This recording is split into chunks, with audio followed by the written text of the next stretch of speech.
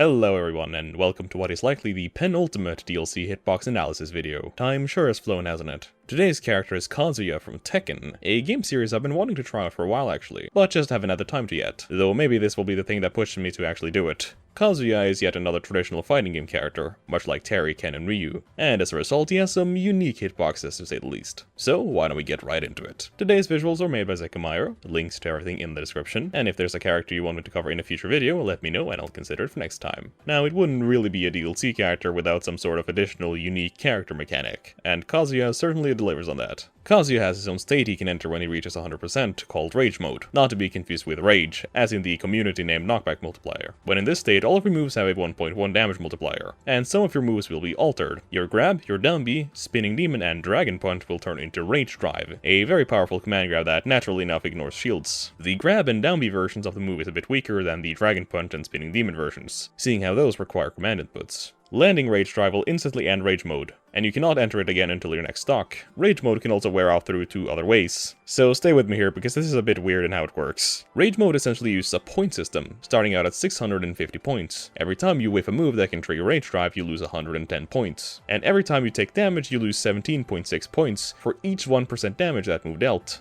If the total reaches 0, Rage Mode wears off, and you cannot regain it this stock. As for the hitboxes on Rage Drive, we'll cover that later when we actually talk about the hitboxes. Kazuya also has a pseudo-tough guy mechanic. He has 14 units of passive knockback armor, a little less than Bowser's 19 units. I just recently made a video on resistances, so if you want to know more about this, that is definitely the place to go. But essentially this allows him to armor very weak moves like jabs when at low to mid %. He also has the only unique jump squat in the game, meaning the amount of frames it takes the character to leave the ground after a jump. Every other character in the game has a 3-frame jump squat, but Kazuya has 7 frames, being more than double the average, which is obviously not good, but is likely an attempt to balance him out, seeing how his ground presence is very strong. You may have noticed that Kazuya has a lot of moves. He not only has additional moves in form of command inputs, like with Terry and the others, but they also just put a bunch of extra moves on his directional inputs. I'll cover all of these when we talk about the hitboxes though, so don't worry. With that said, it also means that this character has like by far the most amount of unique hitboxes, so may Sakurai have mercy on me. Alright, so you know how I usually say that jabs are uninteresting, and a majority of the time they're just simple arrangements of 3 hitboxes? Well, that is certainly not the case with Kazuya. Kazuya just so happens to have a little move called the 10-hit combo. This entire move is executed by simply holding down jab, making it by far the most intricate jab in the game, with the move consisting of 11 distinct moves, all with unique hitboxes. But let's just get into it. I mean, how bad can it really be? Oh.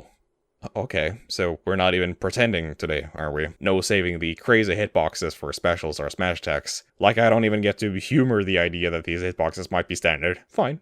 I see. If this is how we want to play Kazuya, then I will comply. Obviously every hit of this combo is meant to stun you so it could lead into the next hit, so the angles in knockback are not the most interesting thing ever, but I'll remark on the hits that do have some unique qualities. Jab 1 has 6 hitboxes, overlaid in a massive cluster on top of each other, 5 of which hit grounded opponents while the 6th one is reserved for aerial. The grounded ones have Sakurai angles, while the aerial one has a 33-degree angle. Jab 2 looks almost identical to the first jab, but does reach slightly lower than the first jab. When you use jab 3, you also have the option of ending the combo early, making the move more like a traditional 3-hit jab combo, having 3 hitboxes that all launch away. This is a good time to mention that the most likely reason why they made all of these hitboxes look like this, with identical overlapping hitboxes being there for seemingly no reason, is probably because they wanted the particle effects to appear on Kazuya's actual limbs when he attacks as much as possible. By having lower AD hitboxes on Kazuya's arm and hand, the likelihood of those hitboxes being the ones that land are increased by a lot, while not sacrificing much in terms of actual range on the move. What we are left with, however, is a pretty messy looking hitbox, that has what would normally be redundant hitboxes that only serve this niche function.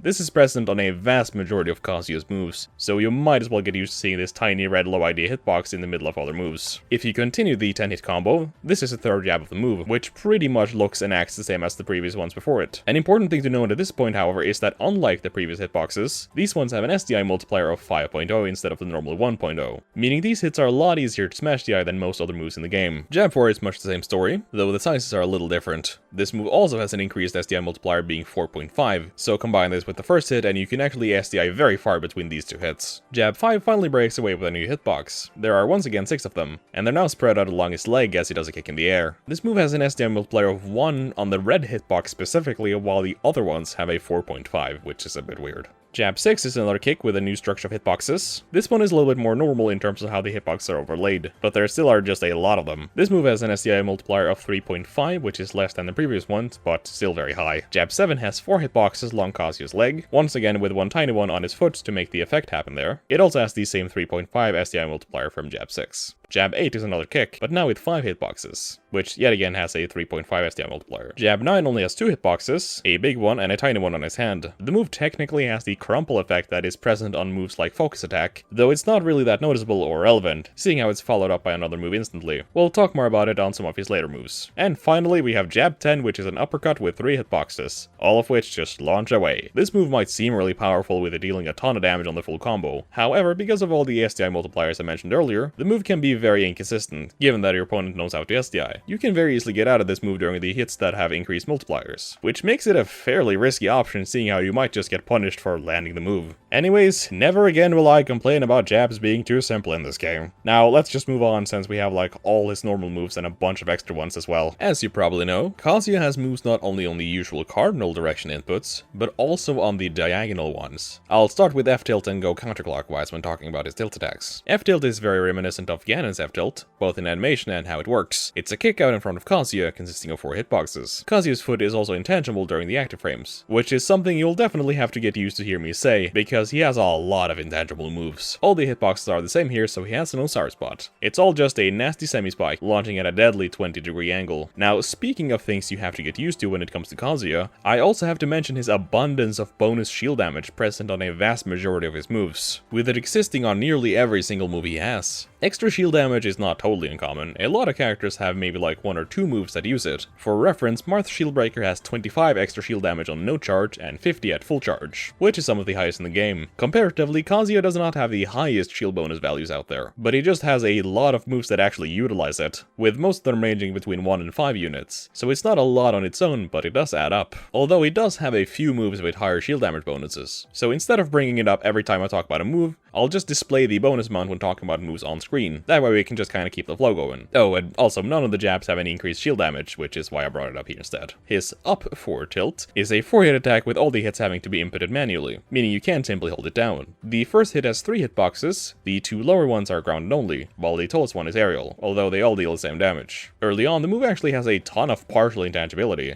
with his legs starting out intangible while he's on the ground, and his feet being intangible during the jumping and attacking part. They launch directly forward and set up into the later hits. The second one is much the same, having lower hitboxes for grounded and higher ones for aerial, all with appropriate angles. Third hit is another kick with 3 hitboxes that set up into the final launcher hit, which looks like this. 3 hitboxes on his leg and 1 lower down to catch smaller characters, I presume. The launcher hit also has a grounded and aerial distinction, which is a bit weird, with the red and purple hitting grounded opponents, while the white one hits aerial. Most launcher hits don't really do this, mostly because they're not really supposed to set up into anything after it, so caring about the opponent being grounded or aerial is not really that relevant. Normal up tilt has 6 hitboxes overlapped, 3 for grounded and 3 for aerial, with slightly differing angles. Kazuya is also partially intangible during the startup of the move, with his upper body being intangible. The hitboxes themselves are certainly something, like this is giving me some serious Smash for Ryu up tilt vibes, though luckily despite them being comparable in size, this one is not as fast and does not combo into a kill move at like 60%. The second hit is another punch upwards, with similar hitboxes, launching, well, upwards. It also has upper body intangibility, making the move pretty good for catching aerial opponents, seeing how you can just avoid attacks if you time it right. By doing an up and back tilt, you can perform jumping sidekick, a move where Kazuya jumps backwards while also throwing out a kick in front of him. It's got 5 hitboxes with his trademark single red hitbox on his foot. All the hitboxes are identical, however, just launching away. What makes this move quite unique is the little jump he does backwards, which is not too common on tilt moves, and usually you move forwards instead, which gives the move a lot of zoning and spacing potential. On top of that, his legs are intangible during most of startup and the active frames of the move, and even after the move, the leg he stands on is still intangible for a little while afterwards, making it a very low risk defensive option. Back tilt, which sounds a bit odd to say, is a kick with 2 hitboxes, though again the red one is only here for show. The move simply launches away, it's nothing too special in that sense. He is however intangible on his upper body and his leg during some of the startup, and the active frames of the move, making it pretty hard to challenge. Down and back tilt is, you guessed it, another kick. This one, however, is aimed downwards and attempts to trip the opponent instead of launching them, with the move having a grand total of 2 units of knockback growth. If you land the move on a grounded opponent, it has a guaranteed trip chance, granted that the opponent is not already in a tripped state, which you can follow up with pretty much anything you'd like. The hitbox itself is a bit weird. They all have the same properties and all cause the trip, so you don't need to hit any one hitbox in particular. The shape of the hitboxes are kinda weird over the 3 frames, because of how Kazuya kicks inwards instead, but tripping is nothing to joke around about, especially when it's a guaranteed one. His down tilt is an attack along the ground. The move itself is actually fairly simple, having 4 hitboxes that just launch upwards. The move also has an additional 4 units of shield damage, one of the higher values we've seen this far. The move also has total body intangibility on the later parts of the move right before the active frames, making you able to just avoid any attack if you time it right. Pretty scary move overall, I have to say. Down and forward tilt is a 2-part move. The first hit is another upwards kick, with 6 hitboxes overlaid, 3 for aerial and 3 for grounded opponents. Unsurprisingly, his leg is intangible during a bit of startup and the active frames of the move. The move stuns you and launches you up a bit in order to set up into the second part of the move. The second part is a kick downwards that launches you away. The hitboxes on this move, however, are a bit weird to say the least. On the first frame of the move, it has 4 hitboxes with 2 on his leg and 2 on his foot. Nothing unusual about that, but these hitboxes also have a unique attack module that makes these hitboxes unable to be blocked by shields. However, the thing is that these hitboxes are aerial only, and as you probably know, you can't exactly shield in the air, making the whole thing kind of redundant. It's certainly not something you see every day. The 2 remaining active frames are the same damage-wise, but do not ignore shields. Though that is not to say that they aren't a shield menace, having 13 additional units of shield damage, which is quite a lot and will definitely cause some damage to those around bubbles. Aside from all those quirky shield interactions, the move just launches away like any other move. Now, if all those extra moves weren't enough, they also gave him unique moves while you're crouching. When crouched, if you press A, you will get a crouch jab, which looks like this. Maybe a little bit off the mark there, guys, but who's keeping track? It has 4 hitboxes, all of which have the same damage and angles, barring the red bottom hitbox. The others launch up, while the red one launches directly down. To be fair, this red hitbox actually does have a special property that makes it unable to hit fighters under normal circumstances, only connecting with characters who are already laying down after a mistech, meaning the move is not nearly as dumb as it looks at first sight. Outside of that, it's a pretty nice combo move, and really leaves the opponent in a tricky situation, especially if you can catch people in the air with it. And his fist is also intangible, because which one of Kazuya's moves don't have partial intangibility? If you do a crouched back tilt, you will get a low kick out in front of Kazuya. This one is simply 3 hitboxes that just launch away. In theme with everything so far, his leg is intangible. There's not much more to it than that. Feels really nice to have just a clean move like this after a lot of those more intricate hitboxes. Crouched forward tilt has Kazuya throwing his legs out in front of him, while he kinda does a little flip on the ground. The move has a ton of full body intangibility, from early on in startup, and even 1 frame during the active frames. After that, it's just his arm and lower body that's intangible. And even after the move is over, he has a bit of intangibility left. The hitboxes themselves are pretty solid, covering all of Kazuya's lower body, and a bit farther out as well. The move is pretty strong, and combined with a huge amount of intangibility, the move is nothing to scoff at, despite it looking a little awkward and clumsy. And finally, for crouch moves, we have Demon God Fist. If you time an A button press while you're rising up from being crouched, you will get a unique move. It has 3 hitboxes, 1 for grounded, 1 for aerial, and 1 to make sure the move looks cool when you land it. If hit in the air, the move just launches you back a bit without much spectacle. Should you land it on the ground, however, it will crumple the opponent, which is a very rare effect only seen on a few moves like Focus Attack. It causes you to fall to the ground in place, kinda like a trip, but a bit different. You'll be stunned and forced to do a tech get up option, but more likely you'll just get hit before that because you're stunned. It's a pretty straightforward move. You get punched, you get stunned. Whatever happens next, nobody knows. But it's probably gonna hurt. Kazuya's dash attack sees the return of actual sweet spots and sour spots, something I guess they must have forgotten about during a majority of his moves so far. Good to see that the safety wheels are firmly on during this move, making it difficult for even the smallest of rodent to low profile under it. It has 5 hitboxes, with the ones on Kazuya's foot being the most powerful, and the other ones around him being a bit weaker. Once again, his legs are intangible during certain parts of the move, making him able to just sometimes jump over projectiles and moves. In addition to dash attack, you can also perform another dash attack-like move called left splits kick. By tapping forward twice and then pressing A, you will get a different attack. In terms of hitboxes, the move is pretty simple, only having 3 hitboxes on this leg launching up, and dealing a respectable amount of damage. However, what makes the move unique is that massive reflector hitbox, which, well, reflects projectiles. It starts out way before the active frames of the move, and even lingers a bit after as well. The reflector itself is actually the strongest reflector in the entire game in terms of damage, dishing a massive 2.4 times damage multiplier back, which is like way more than even the second strongest reflector, being Nessus Bat at 2.0. It's a bit absurd, to be honest. but that's just that DLC spice that we're all used to by now. Believe it or not, Kazuya's standing grab is actually longer than pre-patch Palutena's. Now granted, it's not nearly as disjointed, and as a result probably not quite as good, however the range itself should not be slept on, as reach is reach either way you look at it. His other variations are also relatively long, which is nothing new. Since we are on the topic of grab, should you do the input down, forward, down, down, forward, and then grab, you will get Gates of Hell, which is a more powerful grab than the normal one, even having slightly more range than the normal grab. If you land it, you will get a special throw animation that sends the opponent at a really sharp angle, and deals quite a bit of damage as well. Yet another Kazuya exclusive mechanic I waited to talk about is Crouch Dash. By inputting forward, down, and down forward, you will get a slide along the ground, moving forwards.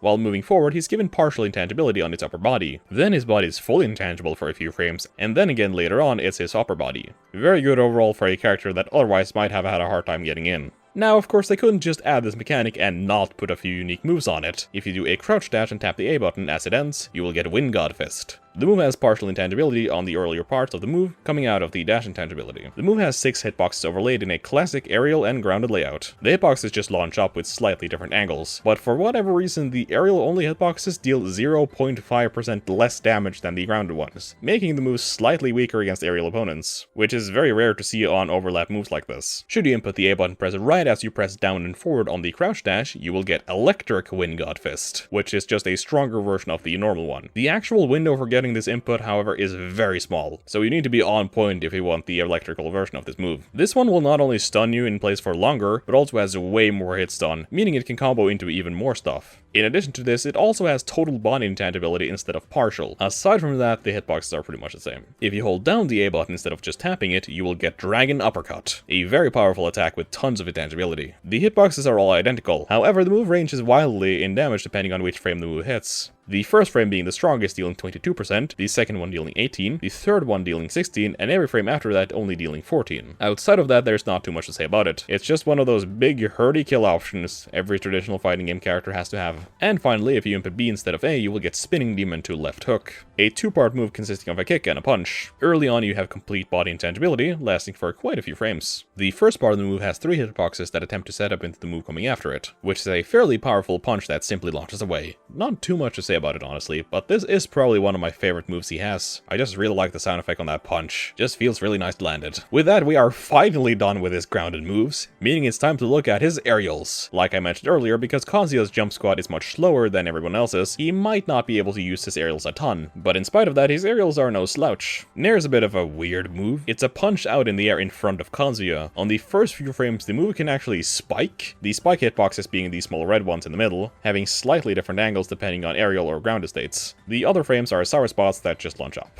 It's really nice seeing some of these simpler aerials after all those wacky grounded attacks. As for there is just 4 hitboxes that all launch away, because it doesn't really have to be more complicated than that. The hitbox is pretty good though, covering a nice amount of distance and lingering for a decent while, though it does get a bit weaker a bit into the move. It wouldn't be a traditional fighting game character without a really busted back air, and this one is certainly no exception. The move itself is a bit weird in how it's designed. On the first frame of the move, it has 3 hitboxes. The red and purple hitboxes are sweet spots that deal 16%, while the white one is a 14% sour spot. However, the purple one is the dominant hitbox over the white one, meaning the only way to actually land the white hitbox is by only hitting this tiny sliver of white that reaches out in front, seeing how the purple will still always override the white one should they both connect, meaning the game actually punishes you for perfect spacing, which is a bit of a bizarre concept. After this, it has a sour spot that just lingers for a while, with both hitboxes dealing 10% each. Up air is quite the move. Apparently, it was not enough for Kazuya to only have intangibility on a ton of his ground moves, seeing how he even has some on his up air. The first 3 frames of the move are sweet spots, simply launching away, while the next ones are a bit weaker.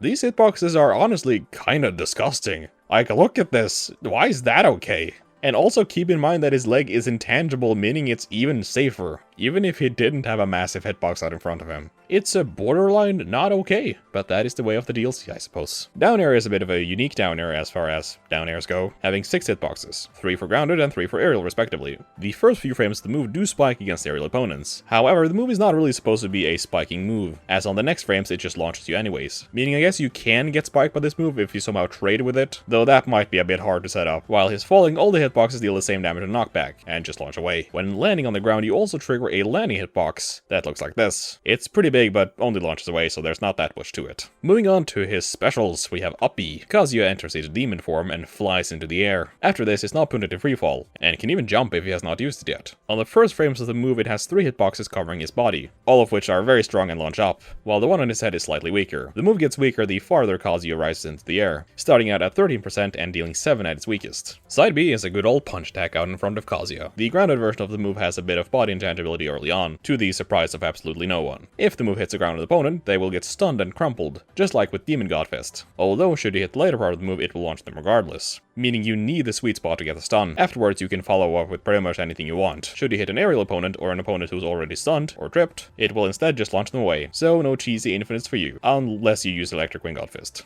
Heaven's Door is Kazuya's down B and is a command grab, but also kind of an attack. The purple hitboxes on these 2 frames are the ones that grab you. Should you get grabbed, you'll be dragged into the air and slammed into the ground. During the start of the grab, he has 10% damage based armor on frame 5 to 14, which is actually a pretty high amount for moves that ignore shields. Should you whiff the grab part, he actually does have some normal hitboxes on the frames after, having one on his hand, body, and foot. However, these hitboxes are not super impressive. But I mean, to be honest, it's a bit weird that they're even there at all, so I guess there's no point in complaining. Should you input down B in Rage mode, you will instead get Rage Drive, which is the more powerful version of Heaven's Door that I mentioned at the start of the video. Doing a normal down B or grab while in Rage mode will result in a weaker version of Rage Drive. If you want the strong version, you'll have to do a crouch dash input and then either hold A or B, both of which result in the strong version, which is actually a bit faster than the non-input version and has an extra active frame. Regardless of input, you will have a bit of body intangibility early on in the move, as well as the same armor that's present on normal Heaven's Door. For our last special of the day, we have Devil Blaster. Kazuya fires the beam either forward, down, or up depending on your angle. There's really not too much to say about the hitbox. It's basically exactly what it looks like, which is good. I'm just kinda surprised when I see moves on these characters that actually match what you would think they would look like these days. And finally, smash attacks. We're in the home stretch now.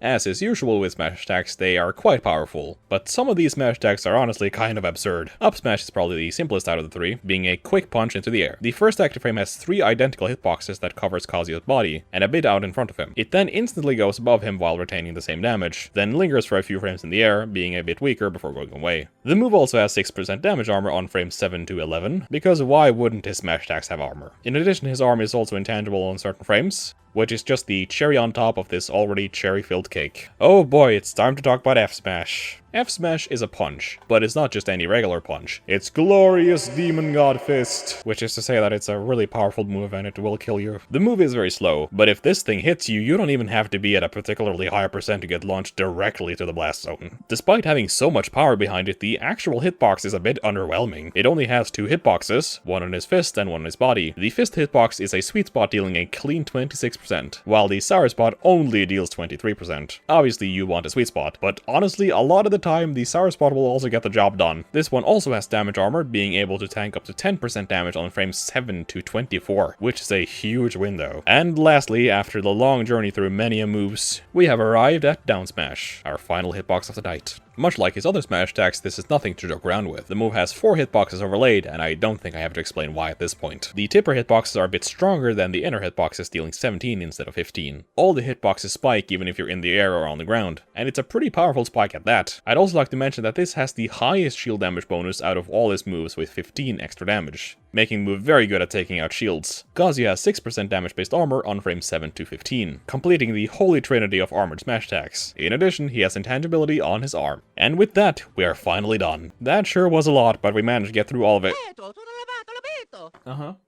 Yeah, what was the problem? No, that was all of them. I didn't forget anything.